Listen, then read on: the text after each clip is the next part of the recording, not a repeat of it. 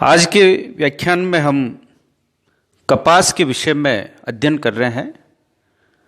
कपास एक महत्वपूर्ण व्यापारिक फसल है, साथ ही रेशे वाला पौधा भी है, तो इसे रेशेदार फसल के रूप में भी हम जानते हैं। कपास के उत्पादन का जो प्रारंभ है वो भारत में 800 वर्ष पूर्व से ही प्रारंभ हो गया था और भारत को इसका जन्म स्थान माना गया है। कपास के साथ साथ जूट, सन भी रेशेदार फसलें हैं, लेकिन कपास एक महत्वपूर्ण रेशेदार फसल है जिसके द्वारा सूती कपड़ों का निर्माण किया जाता है। सूती कपड़े चूँकि भारत और दक्षिण पूर्व एशिया की जो जलवायु है वो उष्ण और आर्द्र प्रकार की है। उष्ण जलवायु में सूती कपड़े मानव के स्वास्थ्य के लिए अच्छे रहते हैं, उसको सर्दी गर्मी से उसकी रक्षा करते हैं। तो सूती कपड़े जो है उष्ण और शीत प्रदेशों में सभी के द्वारा जो है इन कपड़ों का उपयोग किया जाता है। ये एक महत्वपूर्ण रेशेदार फसल है जिसके द्वारा सभी प्रकार की जलवायु में इसका उत्पादन संभव है। उष्ण और शीतोष्ण कटिबंधों में मुख्यतः ये पौधा पैदा होता है। सब प्राचीन पौधा है। हम जो है वर्षों से इसके बने हुए कपड़ों का भारत में उपयोग कर रहे हैं। हम कपास के उत्पादन की भौगोलिक दशाओं के विषय में चर्चा कर रहे हैं कि विश्व के विभिन्न भागों में कपास के लिए कौन कौन सी आवश्यक दशाएं हैं जिनमें कपास का उत्पादन किया जा सके।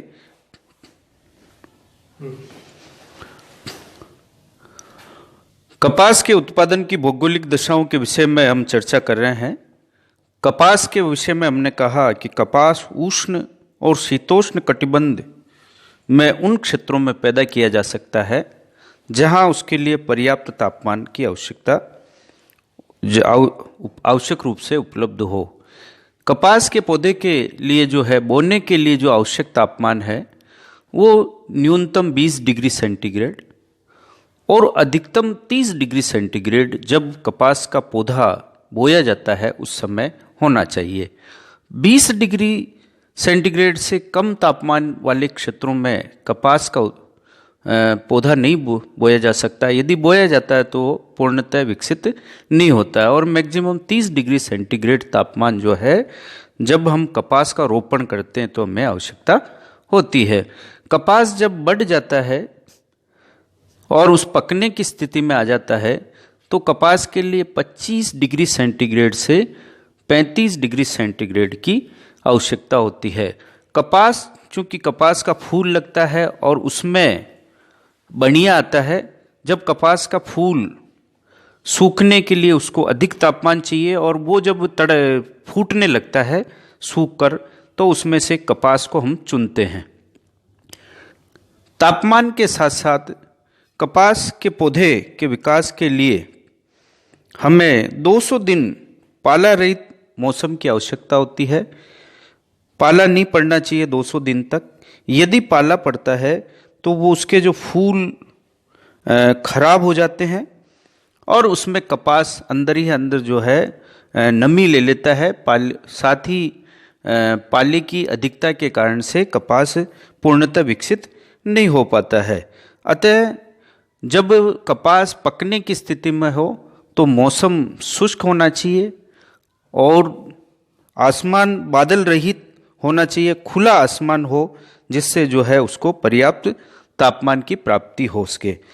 इस आधार पर हम देखते हैं कि कपास जो है 40 डिग्री उत्तरी अक्षांश से 30 डिग्री दक्षिणी अक्षांशों के मध्य का जो क्षेत्र है वहाँ उसके लिए पर्याप्त तापमान उपलब्ध है और उन्हीं क्षेत्रों में जो है कपास का उत्पादन किया जा सकता है।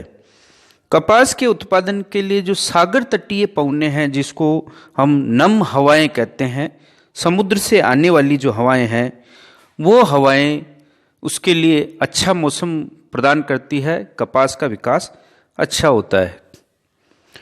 तापमान के साथ साथ किसी भी फसल को विकसित होने के लिए उसके लिए पानी की आवश्यकता होती है और पानी प्राकृतिक रूप से उसको वर्षा से प्राप्त होता है। जिन क्षेत्रों में वर्षा 75 सेंटीमीटर से लेकर 100 सेंटीमीटर के मध्य होती है, उन क्षेत्रों में जो उष्ण और शीतोष्ण कटिबंधीय क्षेत्र हैं, जहां तापमान उपरोक्त हमने जो चर्चा की उस तरह का है, वहां इस वर्षा पर 75 से 100 सेंटीमीटर वर्षा के क्षेत्रों में जो है कपास का उत्पादन होता है। जिन क्षेत्रों में 50 सेंटीमीटर से कम वर्षा होती है या 75 सेंटीमीटर से कम वर्षा होती है, उन भागों में सिंचाई की सहायता से जो है कपास का उत्पादन किया जाता है। हम देखते हैं कि मिस्र और अफ्रीका के कुछ ऐसे देश हैं जो मरुस्थलीय क्षेत्र हैं, उन भागों में भूमध्य सागरीय प्रदेश के शुष्क भागों में, यूएसए में और पेरू में भी कपास का उत्पादन होता है, जहां वर्षा 75 से 100 सेंटीमीटर नहीं होती है, इससे कम होती है। उन भागों में सिंचाई के सहारे कपास का जो है उत्पादन किया जाता है। इन क्षेत्रों में पौधा जो है सिंचाई के सहारे विकसित तो होता है, लेकिन उसकी जो किस्म है उसमें जो है कमी रह जाती है, अच्छा पौधे का विकास नहीं हो पाता है। अतः वर्षा होने पर जिन क्षेत्रों में यह वर्षा होती 75 से 100 सेंटीमीटर वर्षा होती है, उन्हीं भागों में कपास का पौधा अच्छा विकसित होता है। राजस्थान में भी जैसे गंगानगर में जो है कपास उत्तम क्वालिटी का होता है, वहाँ नहरी सिंचाई के द्वारा जो है हनुमानगढ़ और गंगानगर में कपास का उत्पादन किया जाता है। राजस्थान में कपास के उत्पादन के लिए उपजाऊ मिट्टी की आवश्यकता होती है। कपास का उत्पादन विभिन्न प्रकार की मिट्टियों में किया जाता है और उन मिट्टियों में जो है उपजाऊपन बनाए रखने के लिए हमें निरंतर उसमें खाद डालते रहना होता है। ऐसी मिट्टियाँ जो नमी सोख लेती है और पौधे को जो है नमी प्रदान करती है सोख कर, वो मिट्टियाँ कपास के उत्पादन के लिए उपयुक्त है।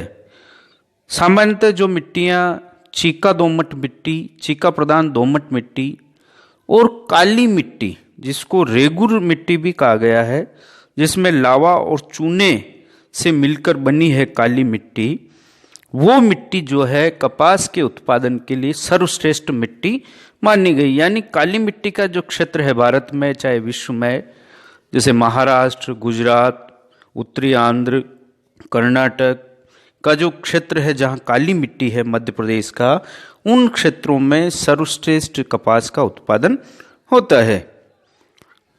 जिन क्षेत्रों में मिट्टियाँ उपजाऊ कम है, उन क्षेत्रों में कृत्रिम रूप से खाद देकर उस मिट्टी को उपजाऊ बनाया जाता है। कपास के लिए हमें नाइट्रोजन, फास्फोरस और NPK पोटेशियम जो खाद हैं उनको हमें देना पड़ता है। इसके अलावा जो है हरी खाद का उपयोग भी इसको उपजाऊ बनाने के लिए हमें करना पड़ता है। धरातल कैसा होना चाहिए कपास के उत्पादन क्षेत्रों का, तो हम देखते हैं कि फसल के लिए सामान्यतः समतल धरातल होना चाहिए। कपास के पौधे के लिए जो है धरातल सामान्य ढाल वाला होना चाहिए, जिससे जो है समतल हो लेकिन सामान्य ढाल हो, जिससे उसके पानी की निकासी बराबर होती रहे। खेतों में किसी प्रकार का जल भरा रहने से फसल खराब हो जाती है, अतः हमें जो है समतल धरातल वाले भूभागों में कपास का उत्पादन अधिकांश से किया जाता है। फसलों के उत्पादन के लिए एक महत्वपूर्ण कारक जो है वो है श्रम। जिन क्षेत्रों में सस्ता श्रम उपलब्ध है, श्रमिक पर्याप्त मात्रा में उपलब्ध हैं, उन क्षेत्रों में कपास का उत्पादन किया जाता है, क्योंकि कपास की निराई, गुड़ाई और अंत में जब फसल तैयार हो जाती है तो उन डोडों में से कपास चुनने के लिए हमें सस्ते श्रम की आवश्यकता होती है। यदि डोडे पकने के बाद में जल्दी हम तुरंत ही उन में से यदि हम कपास को नहीं चुनते हैं तो वो फसल खराब हो जाती है, फूल खराब होकर गिरने लगते हैं। अतः कपास की किस्म बिगड़ जाती है। तो जिन पूर्वी देशों में जो है या दक्षिण पूर्व एशिया के जो देश हैं उन भूभागों में सस्ते श्रमिक पर्याप्त रूप से उपलब्ध हैं, उस आधार पर जो है कपास का उत्पादन होता है। सस्ते श्रमिकों के कारण से कपास का उत्पादन इन क्षेत्रों में होता है।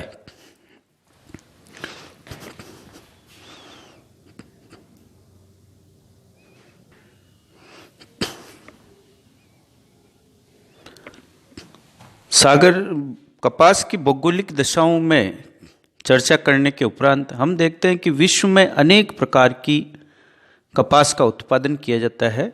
मुख्यतः